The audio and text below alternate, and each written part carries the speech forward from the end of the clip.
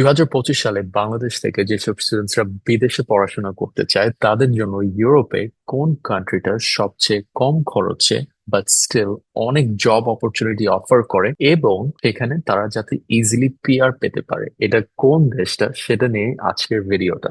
What's happening, everybody? Hope you're doing well. My name is Z. If you're new to my channel, I make videos for students like you who are planning on studying abroad. Now, যারা অনেকদিন ধরে আমার content দেখছো, thank you so much for always staying tuned to my content and supporting my stuff. Now, আজকের ভিডিওটা খুবই important because আমি অনেক ডেস্টিনেশনস কভার করে থাকি। নাও অনেকের দেখা যাচ্ছে বাজেট কনস্ট্রেন্টস এর জন্য, আইএলটিএস রিকোয়ারমেন্টস এর জন্য, অনেক সময় একাডেমিক রিকোয়ারমেন্টস এর জন্য, পিআর ফ্লেক্সিবিলিটির জন্য তারা অনেক জায়গায় যেতে পারে না, রাইট? সো আমি আজকে যেই ডেস্টিনেশনটা রিভিউ করব সেটা হচ্ছে ইউরোপের একটা ডেস্টিনেশন যেখানে তুমি গিয়ে কম খরচে পড়াশোনা করে তোমার গ্রাজুয়েশন শেষ করে পোস্ট স্টাডি ওয়ার্ক পারমিটও পাবে অটোমেটিকলি, অ্যান্ড পিআরটাও পাবে ইজিলি, প্লাস জব অপরচুনিটিসও অনেক বেশি থাকবে এবং কম সময়ের মধ্যে সিটিজেনশিপ পেয়ে যেতে পারো। ঠিক আছে, প্লাস ভিসারও গ্যারান্টি দেওয়া যায়, যেটা এখন অনেক দেশে প্রায় দেওয়া যাচ্ছে না। ঠিক আছে, তো সেই ডেস্টিনেশনটা কি? সেই ডেস্টিনেশনটা হচ্ছে আয়ারল্যান্ড। ওকে, সো আয়ারল্যান্ড কোথায়? ঠিক ইউকের উপরেই, এবং তাকে ইউরোপিয়ান ডেস্টিনেশনই বলা যায়। সো আয়ারল্যান্ডের যে বেনিফিটটা সেটা হচ্ছে তোমরা ভিসাটা ডেফিনেটলি গ্যারান্টি পাচ্ছ, প্লাস পিআরটা ইজিলি পাচ্ছ এবং জব অপরচুনিটিসও বেশি, প্লাস কস্টটাও কম, রাইট? যদি অন্য জায়গার সাথে কম্পেয়ার করে থাকো, এবং এটার ইনটেক একমাত্র সেপ্টেম্বরে এবং জানুয়ারিতে।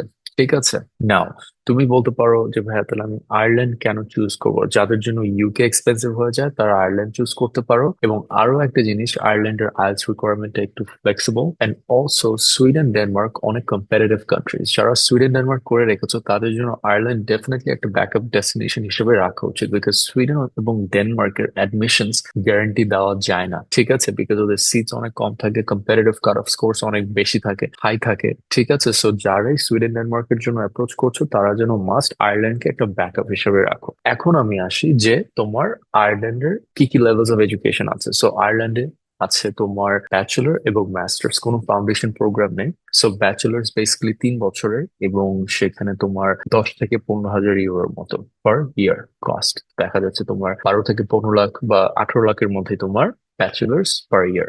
ওকে, 3 বছরের। হ্যালো এভরিবডি, আশা করি তোমার ভিডিওটা দেখে ভালো লাগছে এবং তুমি এনজয় করছো। আমরা একটি ইংলিশ ফাউন্ডেশন ব্যাচ স্টার্ট করছি। সো যাদের ইংলিশের বেসিক আন্ডারস্ট্যান্ডিংটা স্ট্রং না, তোমার ফাউন্ডেশনটা স্ট্রং না, সো তাদের জন্য এই ব্যাচটা, যাতে তুমি তোমার ইংলিশ ফাউন্ডেশনটার উপরে তোমার একটা স্ট্রং বেস বানিয়ে তুমি আগামীতে তোমার আইএলটিএস প্রিপারেশনটা অ্যাপ্রোচ করতে পারো। সো আমাদের ইংলিশ ফাউন্ডেশন ব্যাচ স্টার্ট হতে যাচ্ছে এবং আমাদের ইংলিশ ফাউন্ডেশন ব্যাচটা অনেকটাই unique compare to most of the other service providers. Obviously, other IELTS instructors are great, but আমাদের এখানে তুমি পাচ্ছ lots of simulation এবং workshops, যাতে তুমি ইংলিশটা অনেক ভালো মতো প্র্যাকটিস করতে পারো, সেই এনভায়রনমেন্টটা পাও। আরেকটা ইউনিক জিনিস যেটা আমরা দেই সেটা হচ্ছে unlimited speaking training with a British council certified IELTS instructor all the way from America. আমাদের IELTS instructor আগে একজন স্পিকিং এক্সামিনার ছিল, সো সেই কিন্তু আমাদের স্টুডেন্টসদের প্রত্যেক উইকে একটা স্পিকিং ওয়ার্কশপ করে থাকে,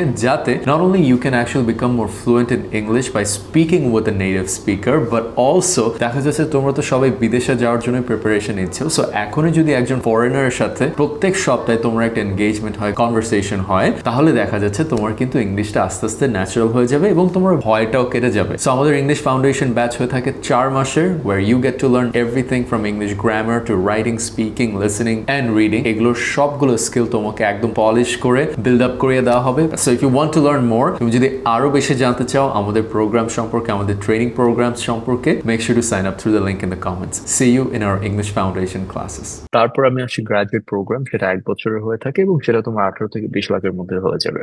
ওকে, ব্যাচেলার্স গ্রেডের রিকোয়ারমেন্ট হচ্ছে মিনিমাম জিপিএ অ্যাটলিস্ট 65% থাকতে হবে তোমার অ্যাভারেজ স্কোর, এবং আইএলটিএস হতে হবে 6 with no bands less than 5.5। মাঝে মধ্যে একটা ব্যান্ড 5 হলেও অবশ্যই নিয়ে নেয় আয়ারল্যান্ডে। এটা আবার অন্য কান্ট্রিজে এই ফ্লেক্সিবিলিটিটা থাকে না। মাস্টার্স এর জন্য তোমার ব্যাচেলার্স থাকতে হবে প্লাস একটা আইএলটিএস থাকতে হবে 6.5 with no bands less than 6।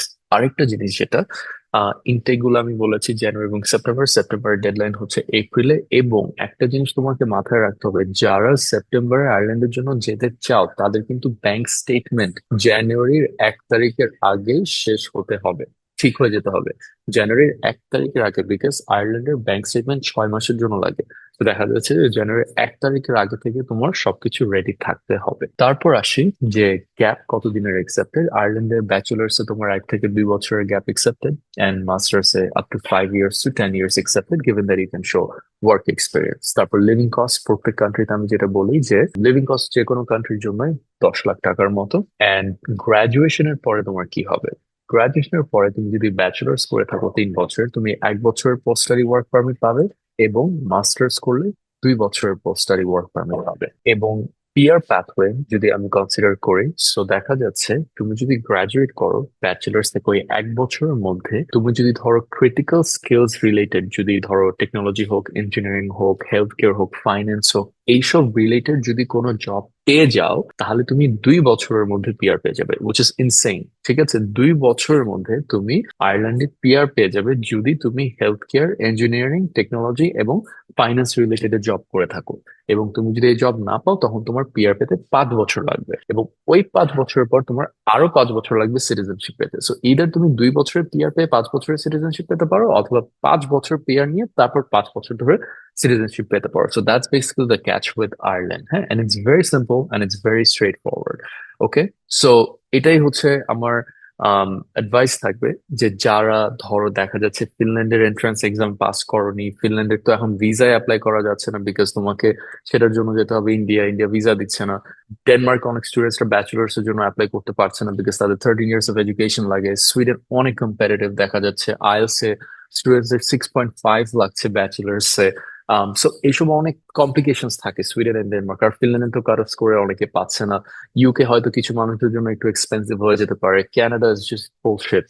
Australia ঢুকাই যাচ্ছে না, ইটস টু এক্সপেন্সিভ। ইউএসএ তে ভিসাই দিচ্ছে না। So Ireland is a very full, মানে full proof, fail proof plan. মানে এখানে তুমি ফেল করবা না আনলেস বাংলাদেশে আবার কোনো পলিটিক্যাল সিচুয়েশন হয়ে যায়। So yeah, if anyone's looking for a guaranteed way to move abroad in September 2025, Ireland is a great option. আর যারা May 2025 এ চলে যাচ্ছ, UK is a great option for you. Okay, so that being said, hope you enjoyed watching this video and you got to learn something new. তোমরা যদি আরো details জানতে চাও, and if you have any questions at all, let me know in the comments.